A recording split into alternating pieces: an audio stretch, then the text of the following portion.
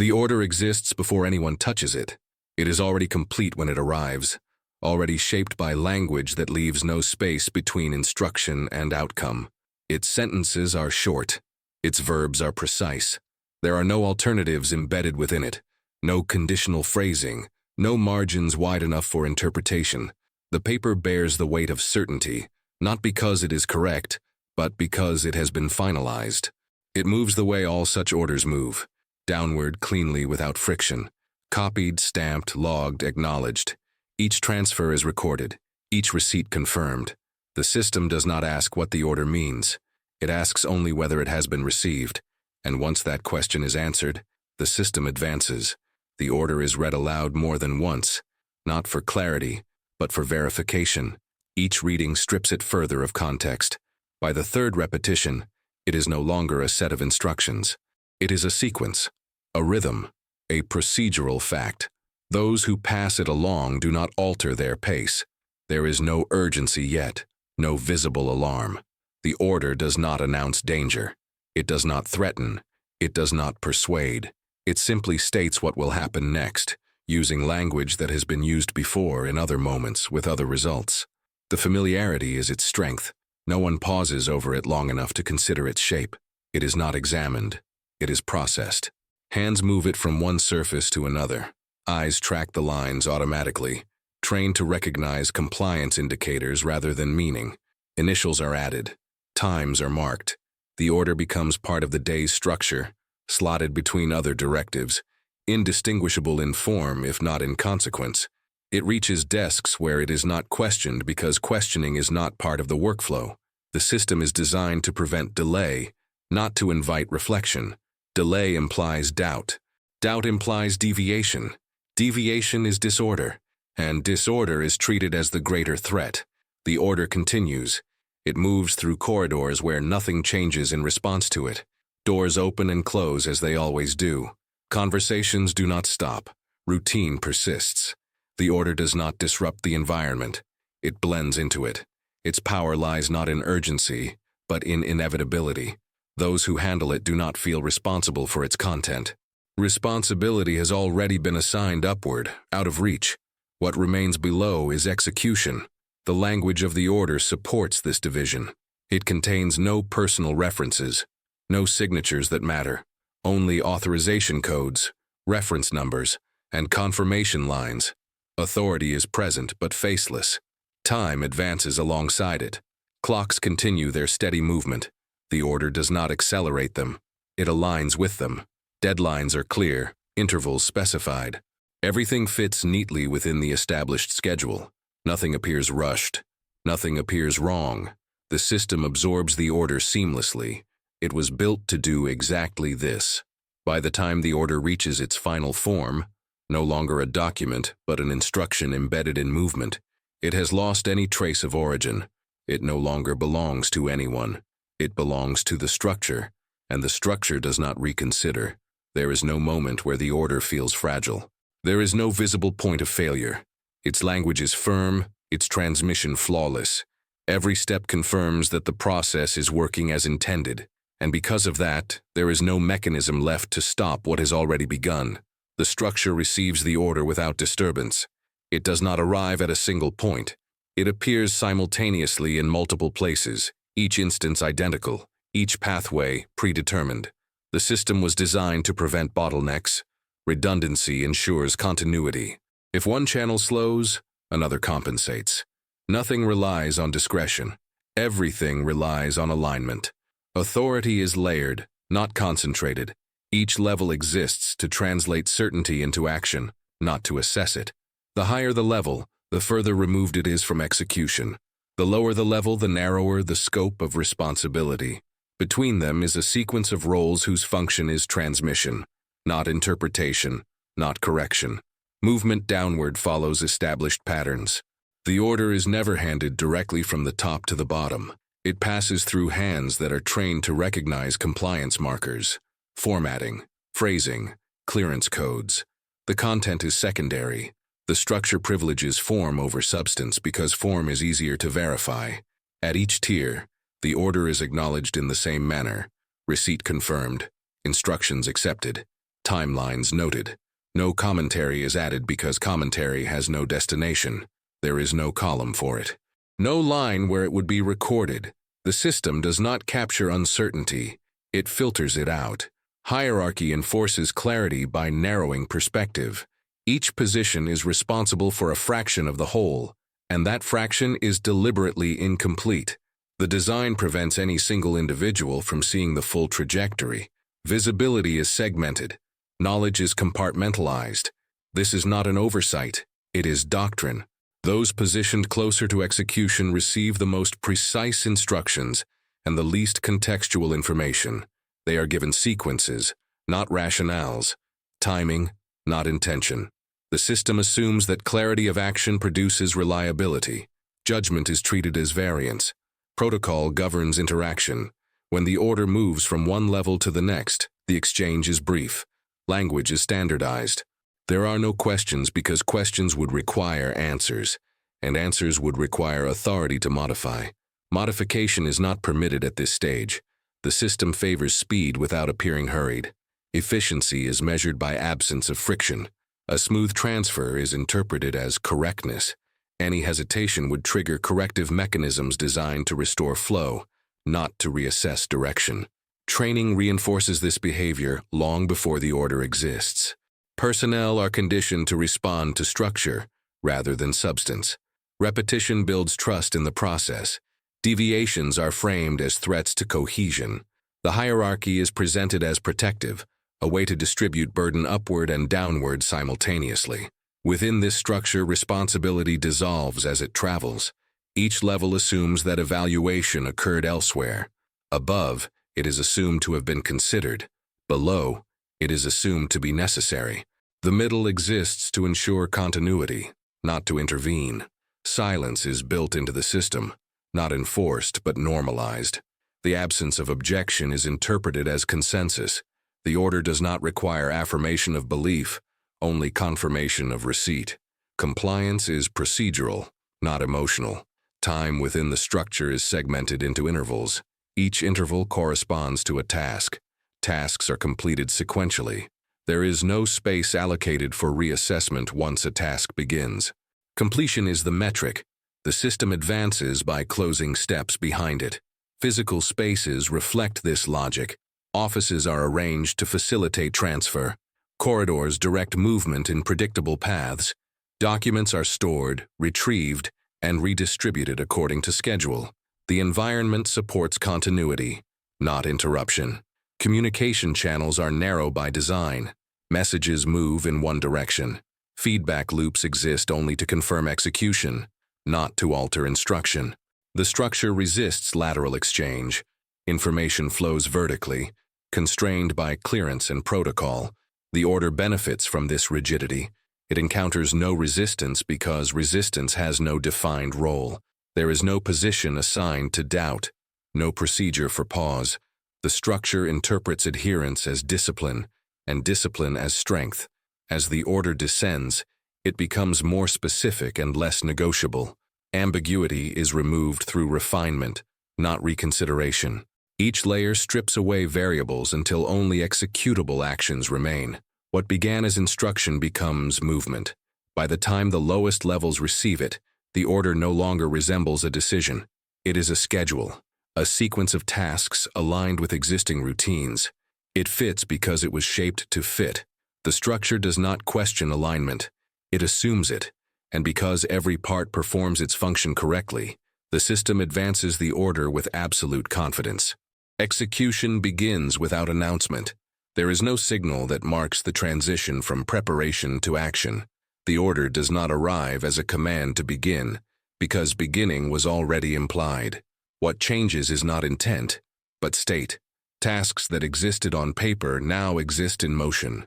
Schedules convert into sequences.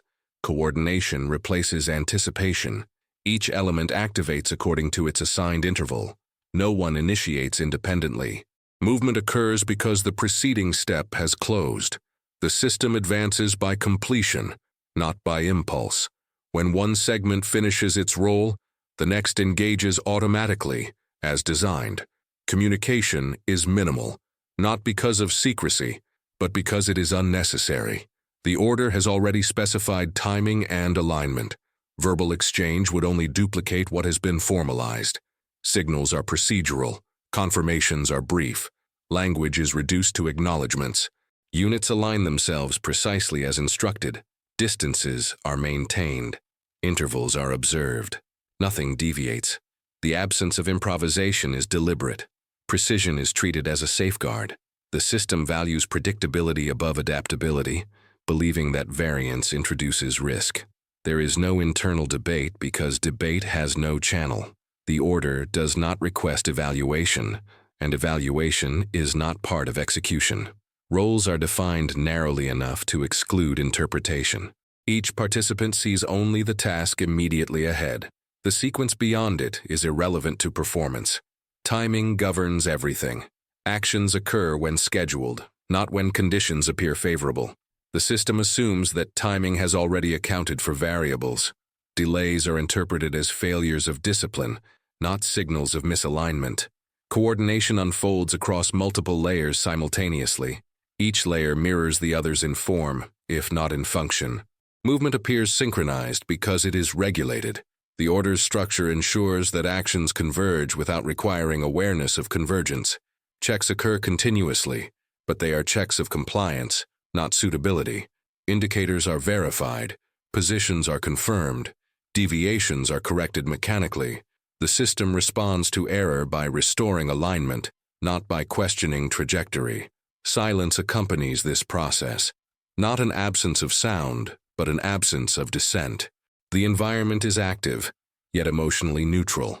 The order does not provoke reaction, it produces behavior. Execution proceeds as if rehearsed. Training fills gaps where context might otherwise intrude. Muscle memory replaces reflection. Procedures override perception. The system trusts repetition more than observation.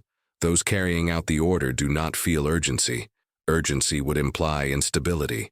Instead, there is steadiness. The order unfolds at the pace prescribed, regardless of external cues.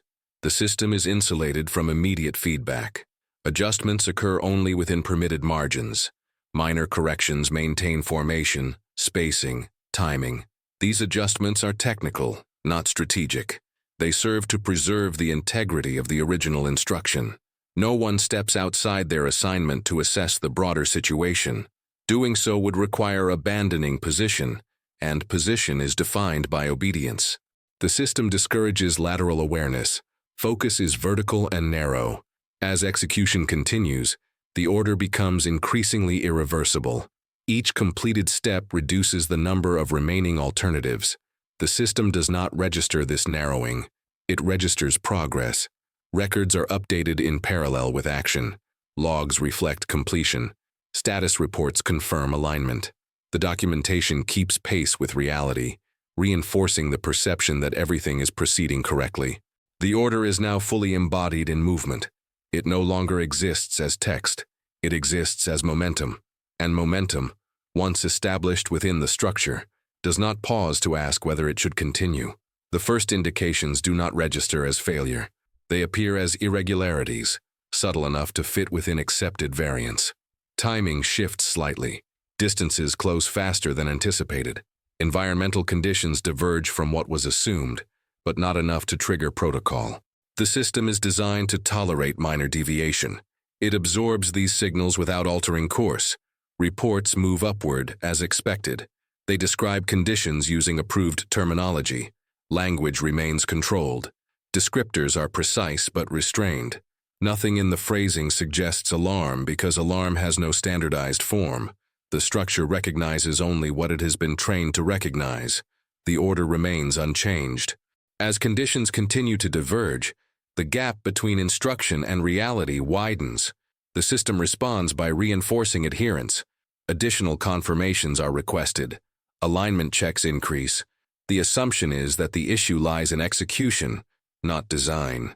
The structure defaults to self-correction rather than self-examination. Confusion emerges at the margins, not openly expressed but reflected in repeated verifications. Timing windows are rechecked. Coordinates are confirmed again. Each check returns the same result: compliance. The order is being followed precisely. Because the order is correct in form, it is treated as correct in outcome. Information becomes denser as it travels upward. Details accumulate, but interpretation does not. Each layer condenses reports into summaries, filtering out ambiguity. What remains is a simplified representation that aligns with expectations. The structure prioritizes coherence over accuracy. Warnings, where they exist, are diluted by process. They are rephrased, contextualized, deferred. The system does not suppress them intentionally. It renders them harmless by embedding them in routine communication. The order continues to advance time forward. Schedules close behind it. Opportunities to alter sequence pass unnoticed because they are not defined as opportunities. The structure recognizes only tasks and completion states. As execution reaches deeper stages, consequences become more visible. Resources encounter resistance. Movements slow. Coordination strains. These effects are interpreted as temporary obstacles. The system responds by insisting on continuation, believing that completion will resolve imbalance. No alternative instruction is issued. None is requested. The absence of a replacement order is interpreted as confirmation. The structure does not act on implication. It requires explicit reversal, and none arrives. Silence from above reinforces obedience below. The chain remains intact. The lack of interruption is taken as approval. The system advances because it has not been told to stop. At lower levels, awareness increases, but authority does not. Observations remain localized. Each position perceives only its immediate difficulty. Without a mechanism to aggregate concern, these perceptions remain isolated. The order's rigidity becomes its defining feature. It does not bend to accommodate emerging conditions. It advances as written, indifferent to divergence. The structure supports this indifference by design. Time compresses. Intervals that once felt sufficient now feel constraining. Yet the schedule persists. The system values adherence to timeline as evidence of control. The failure is now present, but it is not yet named. It exists as a pattern of strain, of misalignment between instruction and environment. The structure does not recognize patterns unless they match known templates, and because this pattern is new, it passes through the system without triggering response. The order remains active, intact, and authoritative. By the time the discrepancy can no longer be contained within procedural language, the sequence has already progressed beyond correction. The collapse does not announce itself. It arrives as accumulation rather than rupture. The system continues to execute, but execution no longer produces alignment. Movements intersect where they were meant to remain separate. Timelines overlap. Resources converge in spaces not designed to contain them. The order still governs behavior, but behavior no longer produces the expected state. Attempts to maintain structure intensify. Confirmation requests multiply. Status updates accelerate. The system responds to instability by increasing procedural density, not by altering direction. Control is sought through repetition.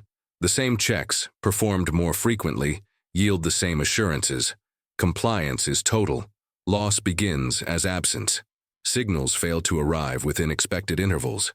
Positions report completion that does not translate into effect. The structure records progress while reality withdraws from those records. The discrepancy grows, but documentation remains internally consistent. Coordination fractures quietly, not through defiance, but through saturation. Too many elements occupy the same operational space. Instructions overlap without conflict in language, yet collide in execution. The system has no mechanism to resolve contradictions that emerge downstream from a unified order. Communication channels overload, messages queue, delayed by their own volume. By the time they are received, they describe conditions that have already shifted. The structure processes them anyway, inserting outdated information into current models. Decisions are not revised, because revision would require acknowledging that the order itself is insufficient. The environment asserts itself without negotiation. Constraints that were abstract become physical. Space runs out. Time compresses. Movements that were scheduled to occur sequentially now occur simultaneously. The system was never designed to arbitrate priority at this stage. Priority was already assigned earlier, upstream, beyond reach. Breakdown manifests unevenly. Some segments continue to function, isolated pockets of procedural success surrounded by failure. Others stall entirely, unable to advance yet unable to withdraw. The order does not include provisions for reversal. Withdrawal is not defined. Loss scales rapidly, not as individual events, but as systemic depletion. Assets are expended without producing stabilization. Capacity diminishes, but the order does not adapt to reduced capability. It assumes original conditions persist. There are no decisive moments, no single failure point. Collapse emerges from persistence. The system continues to apply force in directions that no longer yield result. Momentum becomes destructive, not because it accelerates, but because it cannot stop. The hierarchy remains intact throughout. Authority does not falter. Instructions continue to be issued in the same format, with the same language. The order is still valid. It has not been countermanded. Its legitimacy is unquestioned, even as its effects compound loss. Records capture the collapse without naming it. Entries reflect actions taken, objectives pursued, timelines met. What they do not capture is absence. What failed to materialize, what was consumed without effect, what vanished between confirmation and reality. By the time cessation occurs, it is not commanded. It is imposed by exhaustion. Movement halts because there is nothing left to move. Communication slows because there is nothing new to report. The system does not declare failure. It simply stops advancing. The order remains formally unbroken. Its consequences, however, are complete. After the collapse, the structure remains. It does not retreat. It does not dissolve. It absorbs the absence of motion the same way it once absorbed the order itself. Activity resumes in altered form, quieter but familiar. Reports are filed. Logs are finalized. Outstanding actions are marked as concluded or no longer applicable. The system closes its own loops. There is no formal reckoning. The order is not revisited in its original form. It is referenced indirectly, if at all, embedded in summaries that reduce sequence to outcome without examining transition. Language shifts toward neutrality. Events are described as developments rather than results. Responsibility disperses upward and outward simultaneously. Each layer accounts for its actions within scope. Compliance is documented thoroughly. Deviations where they exist are minor and technical. The record shows discipline. It shows adherence. It does not show cause. Silence settles, not as suppression, but as protocol. Discussions narrow to logistics. Reallocation replaces reflection. The system prioritizes restoration of readiness. Gaps are filled. Structures are repaired. The focus is forward, not inward. The order becomes inactive without being revoked. It is no longer cited because it is no longer relevant. New directives enter circulation, formatted identically, carrying the same authority. The structure treats them as separate, unrelated. Continuity is preserved by compartmentalization. Those within the system adjust to the altered state without ceremony. Roles persist. Routines return. Training resumes. The absence left by collapse is normalized through repetition. The structure does not dwell on what it has lost. It replaces function and proceeds. Records are archived. Classifications are applied. Access narrows. Over time, references to the event become procedural footnotes. The language grows increasingly abstract. Specifics fade, not through erasure, but through condensation. The hierarchy remains intact because it was never challenged. Obedience did not falter. Protocol was followed. From the system's perspective, failure did not emerge from disobedience, and therefore does not require correction of structure. The lesson, if any, is not formalized. New orders move through the same channels. They are received, logged, acknowledged. The cadence is unchanged. The same forms circulate. The same confirmations are issued. The system demonstrates resilience by repetition. The environment bears the lasting effects, but the structure does not register them as part of its internal state. What lies outside the chain of command exists beyond accountability. The system measures only what it can process. Time distances the aftermath from its origin. Personnel rotate. Memory thins. The order's consequences persist without a name. detached from the instruction that initiated them. The system continues to function because it does not require closure to operate. Eventually, the sequence is no longer spoken of, not because it is forbidden, but because it no longer fits current frameworks. The structure has moved on, intact and efficient. Another order is already moving through the system.